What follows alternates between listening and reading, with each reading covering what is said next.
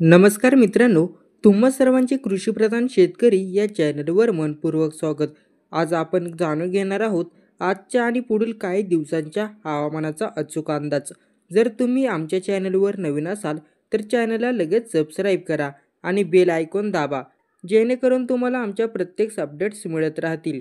मागच्या 2 दिवसांपासून अनेक जिल्ह्यांमध्ये विजांच्या कडकडाटासह पाऊस पडत आहे आणि हवामान विभागाने महाराष्ट्रासाठी खास अलर्ट जारी केलेला आहे.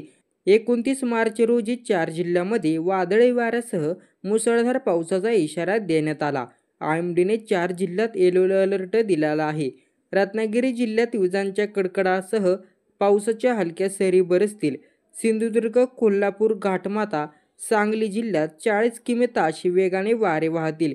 विजांचा कडकडाट आणि ढगांच्या गडगडाटासह मुसळधार पाऊस पडेल असा इशारा हवामान खात्याने वर्तवण्यात आलेला आहे.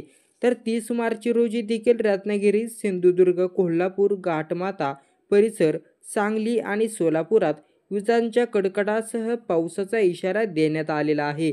सातारा जिल्हा घाटमाता भागात वादळी वाऱ्यासह मुसळधार पाऊस होईल असा इशारा देण्यात आलेला आहे. तर दुसरीकडे धाराशिव, बीड या भागातही पावसाच्या हलक्या सरी बरसणार आहेत.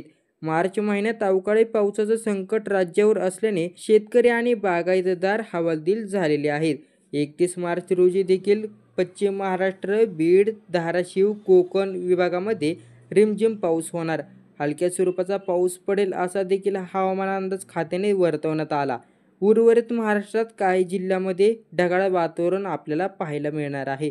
तर काही ठिकाणी 2 ते 5 डिग्रीपर्यंत दिवसा तापमान वाढ होईल असा अंदाज व्यक्त करण्यात आला. हवामानासंबंधी अधिक अपडेट्ससाठी आमच्या चॅनलला सबस्क्राईब करा.